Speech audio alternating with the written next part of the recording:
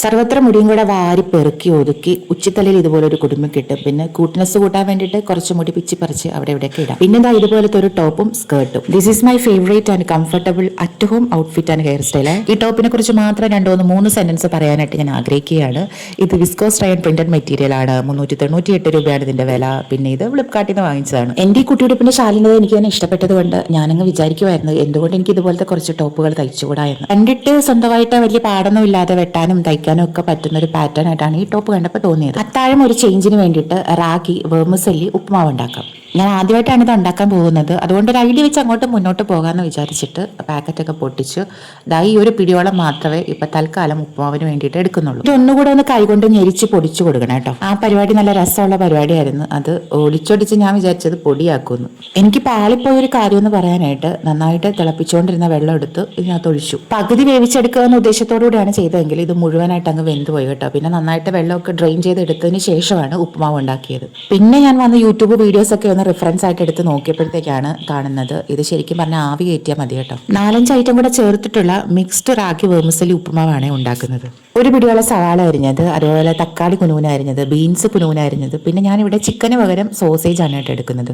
ചിക്കനൊക്കെ ഉണ്ടായിരുന്നെങ്കിൽ നല്ലതായിരുന്നു. വെളിച്ചെണ്ണയാണ് ഞാനിവിടെ ഉപ്പുമാവ് ഉണ്ടാക്കാനായിട്ട് ഉപയോഗിച്ചിരിക്കുന്നത്. വെളിച്ചെണ്ണ ചൂടായപ്പോഴത്തേക്ക് സവാള അരിഞ്ഞത്, തക്കാളി അരിഞ്ഞത്, ബീൻസ് അരിഞ്ഞത്, ഇതെല്ലാം കൂടെ ചെറുതായിട്ടൊരു ഉപ്പൊക്കെ ചേർത്തൊന്ന് വഴറ്റിയെടുക്കും. ഒരു 10 മിനിറ്റോളം ചൂടുവെള്ളത്തിൽ ഇട്ട് വെച്ച സോസേജ് അരിഞ്ഞതുകൂടെ ചേർത്ത് കൊടുക്കുന്നുണ്ട്. ഇത് കൂടെ നന്നായിട്ട് വഴറ്റിയെടുത്തതിന് ശേഷം 2 മുട്ട ഇവിടെ പൊട്ടിച്ചൊഴിച്ച് കുറച്ച് കുരുമുളക് പൊടിയും അതുപോലെ മഞ്ഞൾപ്പൊടിയും കൂടെ ചേർത്ത് നന്നായിട്ട് മിക്സ് ചെയ്തെടുക്കുന്നുണ്ട്. ഇതാണ് ഇതിൻ്റെ ഒരു ബേസ്. ഇതെല്ലാം കൂടെ ഞാൻ നന്നായിട്ട് ചിക്കി ചുരണ്ടി യോജിപ്പിച്ചതിന് ശേഷം പിന്നെ വേവിച്ച് വെച്ചിരിക്കുന്ന ആ റാഗി വെർമിസെല്ലി കൂടെ ചേർത്ത് നന്നായിട്ട് മിക്സ് ചെയ്തെടുക്കണം. പണി കഴിഞ്ഞു. വലിയ കൂടിയ പണിയൊന്നുമില്ല.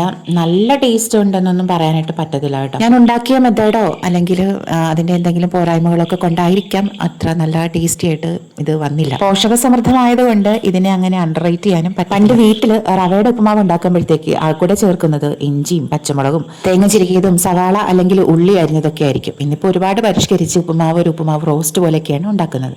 ഞാനും അതുപോലെ ഒന്ന് പരീക്ഷിച്ചതാണ്. ഇത് റാഗിയുടെ വെർമിസെല്ലി ആണെന്ന് മാത്രം. വലിയ കൂടി രുചിയൊന്നും ഇതിനില്ല എന്നുള്ളത് വാസ്തവമാണ്. എന്നാലും രുചി നോക്കാതെ ഗുണം മാത്രം നോക്കി കഴിക്കുന്നവർക്ക് എല്ലായ്പ്പോഴും വളരെ ഈസി ആയിട്ട് ചെയ്യാൻ പറ്റുന്ന ഒരു വിഭവമായിട്ടാണ് എനിക്ക് തോന്നിയത്. വർക്കിൽ വലിയ ഗുമ്മൊന്നും ഇല്ലായിരുന്നെങ്കിലും ലുക്കിൽ എന്തെങ്കിലും ഒരു ഗുമ്മ് വേണ്ടേ? ചട്ടിയിൽ തന്നെ നമുക്കിത് സെർവ് ചെയ്യാം.